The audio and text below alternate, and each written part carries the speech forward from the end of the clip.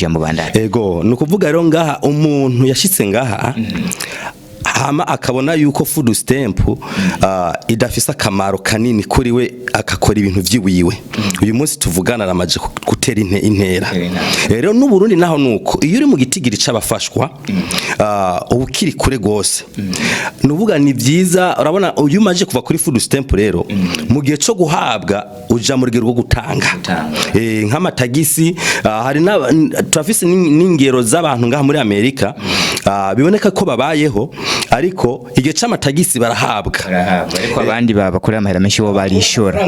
aboneka abakora amafaranga menshi bo barishura rero uri mu gwego rwo guhabwa urumva haba hari ikintu kibura rero ariko iri mu gwego rwo gutanga umaje kugira ahantu heza rero n'u Burundi nabwo ni vyiza Abarundi n'u Burundi guharanira kuja mu gwego kugira iki ko kuja mu bihugu bigira iki bifasha ibindi bihugu kuko ndizira neza yuko Abarundi ntago twaremewe guhabwa cyangwa se gutungwa oya ahubwo so urizira natwe inshuti bakunzi muri ko murakwiga ibiganiro vya UBM ndabaramukije ndi Eric Nyandwi nkuko mubizi hakaba ari genda bakishikiza kino kiganiro nayo ni UBM TV ntibyana mukurikirana muciye kuri West 2 akaburungu UBM News akaburungu ko murabize kandi ko mushobora kudukurana kuri Facebook izina ni Eric Nyandwi wibuke gushikaho gafyonda lax ugakurikirana ukiyunga n'abandi barundi benshi badukurikirana aho muhereye hose ndabaha ikaze muri kiganiro reka ndamuramutse mutumire turi kumwe abibwire n'usanzwe ari wenda guhaye ikaze kuri UBM News ego natwe turabaramukije ego kaze kuri UBM News nshobora kwibwira bariko baratwumviriza uriwo izina ryawe muko witwa ku izina nitwa Joseph Habimana nkabamva muri Virginia ndubatse ego Joseph karibu kuri UBM News TV bwa mbere tukubonye turishimye kuba turi kumwe nawe hano kuri UBM natwe turishimye cyane ego umunsi rero dufite ibibazo bitandukanye twifuza kukubaza nk'umwe tuzi ko uzi ibintu kandi ushoboye ibibazo dufite bimwe ni kukubaza kuvyerekeye n'igihugu cy'u Burundi kuko we usanzwe uzi ibintu vya politics cyane soko ndibaza right ego nivyo twifuza kukubaza ku kibazo bijanye n'u Burundi wowe nk'u Burundi kwanza warahavuka mu Burundi right ego ariko ntibakuriye ora twakuriye hanze y'igihugu ego bivanye n'impamvu zitatuvuyeko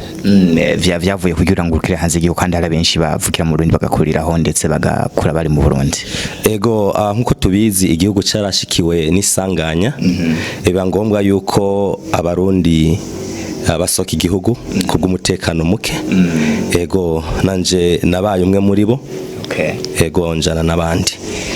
kuba mwarahunze igihugu kumbure mwavuye mu gihugu umwana hari ico vyahinduye ku buzima bwawe cyane burya gusohoka igihugu harabaho ihinduka zitandukanye umuntu akaba mu buzima butandukanye harabaye ihinduka hamwe ryiza handi ribi mu ntango vyabonetse ko ari ibintu bimeze nabi ariko ivyo nyene bimeze nabi mu nyuma vyagiye kuvamo umugisha bidukura mu buzima bumwe bidushira mu bundi buzima ego we rero uri umurundi turishimye cyane ko uri umurundi ko hari benshi usanga ari abarundi ariko batazi kirundi bashitse hano muri Amerika bakibagira n'ikirundi so kuko ucibuka vyagenze gute nta burya ururimi ndiyumvira neza yuko ari ikintu gihambaye cyane gose ku muntu burya iyo utakaje ururimi mu buzima ubutakaje n'imico ukabutakaje n'igihugu nubwo ugira umutima wo gukunda igihugu ariko utavuga ururimi rw'ico gihugu haba ari akantu kabura rero twebwe uburyo twakuze abavyeyi batwigisha gukunda igihugu cacu no gukunda abacu no gukunda ururimi rwacu wow that's really good because hari abantu bashika hano nzi benshi usanga bavuga ati ikirundi ntacyo tuzi no bakigira nk'abanyamerika ariko wowe kuba ukizi kandi umaze imyaka myinshi and I think you've been here almost 10 years right chankire imyaka ishika 12 ni kiringo kitari gito yes tugendere ku bibazo bitandukanye nk'ikibazo cy'u Burundi uburundi turavye mu bushakashatsi bakora bavuga ko bwa maburi mu bihugu biri nyuma mu bukene nk'igihugu cya gatatu vuye inyuma bigo byose kwisi kifise abanyagihugu bakinye bahi ubuzima bubi we ku ruhande rwawe ubona ho ko guki kugira ngo abarundi bamwe biteze imbere bave mu kine bari mu kugira ngo babandanye batera imbere ho ubona biterwa ni kugira ngo abarundi batera imbere bituma badatera imbere ni kibazo cy'abarundi canke ni kibazo cy'uburundi kwa bukenye we ku ruhande rwawe ubibona gute? Mu bisanzwe nkuko ntitwovuga uburundi gukena ntituvuge akahise kabwo. Urabona uburundi bwarahuye n'isanganya ryo kugira indongozi nizera yuko cyangwa se kubganje nibwira yuko zitatahura igikorwa zariko zirakora. Ico abarundi baravuga ati ngo umweru uva bukuru ugakwira igihugu cyose. Rero igihugu cagwe muri iryo sanganya ryo kugira indongozi nizera neza yuko zitiranije dufate uburongozi n'icibare cabo. Nuko rero abarundi bagwa mu isanga rimeze bityo. Rero burya iyo uburongozi bumeze neza n'igihugu nta kabuza kidatera imbere. Rero ndavuga ngo abarundi barabuze uburongozi bubaserukira kuko iyo uburongozi bwipanze neza n'amahanga n'aba investors nuvuga igihugu kigira umuco mwiza, kigira karanga keza, kigaragara neza mu banyamahanga no mu bagwiza tunga bikakwisi yose bikaca bituma abantu igihugu bagihurumbira. Sivyo byarabuze mu gihugu cy'u Burundi kumbure reka turavye Burundi imyaka 50 iheze irenga bwikukiye ndazi hari impinduka zabaye mu gihugu uko bwari bumeze before nubwo bwama bukenya ariko ndibaza hari vyahindutse hari improvement yabaye mu gihugu cy'u Burundi. Sushetse kuvuga ko hari abarongozi bahari uko hari cyo bakwiye gukora guhindura canke kohoza abandi bakagerageza kugira icyo bakoze kugira ngo Burundi bandanye gutera imbere ndetse n'abarundi bari mu gatera imbere canke abarundi nabo hari ikintu bakwiye gukora benye n'ubwabo kugira ngo ibintu bigende mu buryo bwiza. Ego gusa uwovuga yuko atahinduka ryabaye yoba beshi. Vraiment uhereye nko mu 2005 kugeza uyu munsi tuvugana harabaye hinduka ridasanzwe. Wovuga ko ritahabaye kabisa yoba agomba guhengama. Yoba agomba guhengama. Uburundi ugiye kuraba ahantu bugeze uyu munsi burageza ahantu heza. Burageza ahantu heza kuko ugiye kuraba amateka y'igihugu aho bwavuye naho bugeze burageza ahantu heza. Yego ku marekodi upimiranye ku ntuzenye ku bindi bihugu biragaragara neza yuko Burundi bukiri kure. Ariko once incabwe ngeravuze ngo success ngo ntagara ahantu ugeze ariko nahantu ugeze bivaye naho wazananye. Umutunzi wa mbere nawe yaravuze ngo Birigeta avati ngo never compete yourself with someone, if you do so you be insulting yourself. Rero ndahamya yuko abarundi bakwiye gushima aho bageze uyu munsi. Nubwo biboneka yuko nuvuga dufata nko kwibanke cyangwa se ku butunzi bw'isi ku Burundi bukiri kure ariko ibiharuro biragaragaraza neza yuko hari aho bwavuye naho bugeze uyu munsi.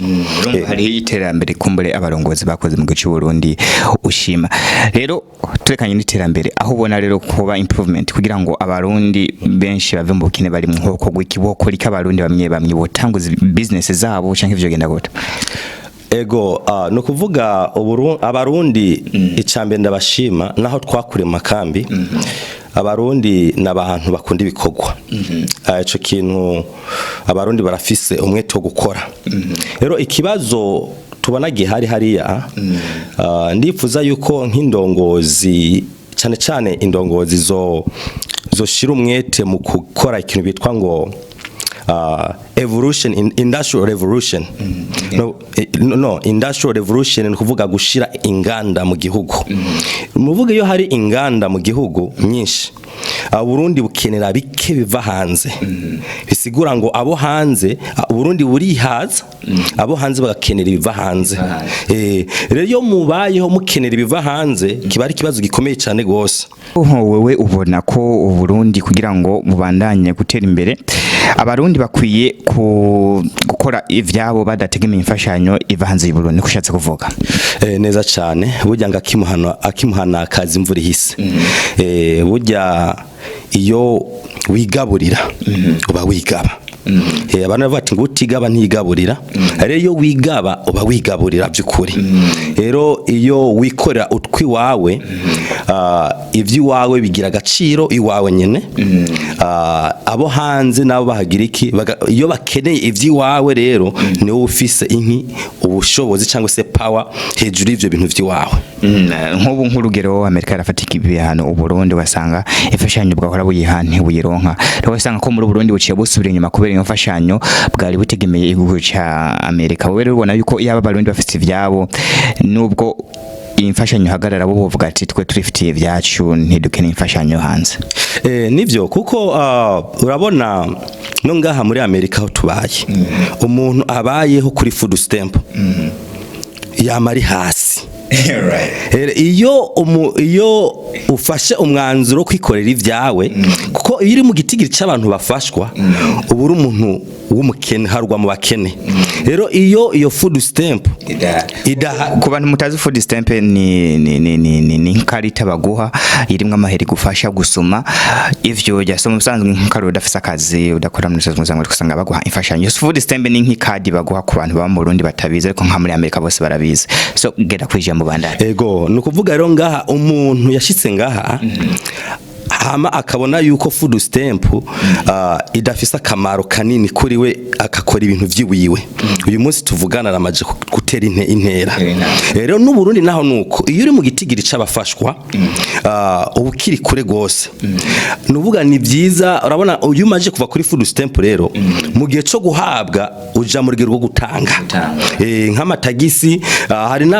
trafisi n'ingero z'abantu ngaha muri Amerika biboneka ko babayeho ariko igihe c'amatagisi barahabwa ariko abandi babakorera amahera menshi bo barishura aboneka abakora amafaranga menshi bo barishura rero uri mu gwego rwo guhabwa urumva haba hari ikintu kibura rero ariko iri mu gwego rwo gutanga ubumaje kugera ahantu heza rero n'u Burundi nabwo ni vyiza Abarundi n'u Burundi guharanira kuja mu gwego kugira iki ko kuja mu bihugu bigira iki bifasha ibindi bihugu kuko ndizira neza yuko Abarundi ntago twaremewe guhabwa cyangwa se gutungwa oya ahubwo so urizira natwe Burundi hano tubuzogira ugasanga bwo nabwo buratanga imfashanyo mu bindi bihugu hako butegemeye imfashanyo iva hanze neza cyane ndavyizera gose kuko Uburundi bwaravyaye incabwenge nyinshi kandi burafise abantu benshi bari hanze kandi kanatsinda burafise Abarundi barakunda n'igihugu cabo rero ivyo byose rero birashoboka cyane mu gihe cyane dufise uburongozi budukundisha igihugu cacu ndagwa nk'akarorero muri politike yakinywe nukuri turashima biva n'ahantu Burundi bwavuye ariko hari akantu kabuze turifuza yuko nk'indongozi zoza ziraza hanze nkuko zivuye mu Burundi zikaza gukundisha ugwaruka ruri hanze y'igihugu kutwibutsa yuko igihugu ari cacu ari igihugu kidukeneye rero iyo ubonye umurongozi avuye hariya aje kukwigisha nkawe wakuriye hanze bakwibutsa ati hariya ni wanyu ni kwaso ni kwa nyoko kajya gatakana kanyu bakatwigisha gukunda igihugu cacu can you imagine ugwaruka go ngaha rw'Abarundi ruri hanze y'igihugu mugero ugiye kurangura imigabo n'imigambi yabo mu gihugu intera igihugu cogeraho nayo mafaranga mva makungu abura ubwo gwaruka Abarundi nyene bari hanze uyatwarayo rero urumva nico kibura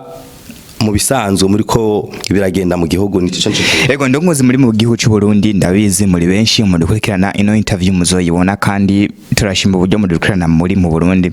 Abarundi bo muri Amerika so wenya bivuze namaze kumva n'abandi benshi babivuga kandi babyipfuza abarongozi mu Burundi turafise ibaze nka president uno mwaka kino kiringa agiye kurangiza giheza ataje hano muri Amerika canka atagiye mu bihugu byinshi bitandukanye rero tubasabe muze murava mu Burundi nubwo tubari president ariko vyofasha hamwe haje abarongozi b'igihugu bagakorana Abarundi hano muri Amerika ni benshi cyane bagatumiza Abarundi bakaje hamwe hanyuma Abarundi bakavuga icokorwa bagatanga ivyumviro bitandukanye amadiya atandukanye yotuma igihugu gitera imbere tugaruke ku kibazo rero waruvuze ati Abarundi bari bakwiye ku investinga mu gihugu cy'u Burundi urabona ko Abarundi batabikora aho ubona habuze iki impamvu batipfuza ku investinga mu bihugu vya mu gihugu cy'u Burundi ugasanga bariko bara investinga business zabo hano muri Leta Zunze za Amerika bibaza habura iki ahubwo kukiho no kuvuga mu Burundi haraca ariko ntawo bivuga kanini. Uburundi bivaye n'ahantu bwazananye haracari hagahaze cyane cyane hakaroro ku bintu bijanye n'ubutungane. Ubutungane iyo butameze neza rero buryo ubutungane ni umushinge w'igihugu. Rero hariho benshi bamajije kugerageza kugenda hariya mu Burundi kurangura imigambi itandukanye kandi yemewe n'amategeko, ahubwo usanga aho bagiye kurangura iyo migambi ugasanga nka musitani cyangwa se buramatari waho hantu ashaka kwinjirira uwo mugwiza atunga agomba gukora iyo project, akazana nk'ibintu vya ruswa, akazana nk'ibintu nyene vy'iterabwoba cyangwa se naho ugacusanga afise amafaranga menshi adashaka yuko yabuze uburyo ayanyegurura. Nibaza yuko yoba yaranyaze nk'igihugu, agashaka kuzana amafaranga muri iyo project y'uwo muntu kabe nk'agakingirizo kamukingira koko ntizimenyekane kumengo niwe washatse kugira kubikora, ariko vy'ukuri agashaka kwinjira muri iyo project kandi ugasanga yinjiye muri project yawe usanga kumbura ashaka n'inyungu nini vuye muri uwo mugambi wawe. Lese nk'uwaniwe wazanye nk'imiliyoni zirenga 10 nkungo n'urugendo na wazanye nka 2 kubera ari ku butegetsi usanga ashaka muzoze muragabura hagati na hagati kandi ari icyumviro cyawe waruzanye usanga kumbure gitumye Abarundi bagira ubwoba bwo kugenda gutanguza business zabo hariya. Neza cyane kubera yuko burya mindset y'umu businessman n'umuntu aba hagati mu gihugu ni spirit zibiri zitandukanye, kuko mu businessman ikinashira imbere ni inyungu z'ivyashara vyiwe ariko arakora. Ashobora kubikora mu Burundi cyangwa se n'ahandi hantu hose. Rero yo agerageje kuja hariya agacasanga government is corrupted mu buryo bwa ruswa, ntago yitwara neza,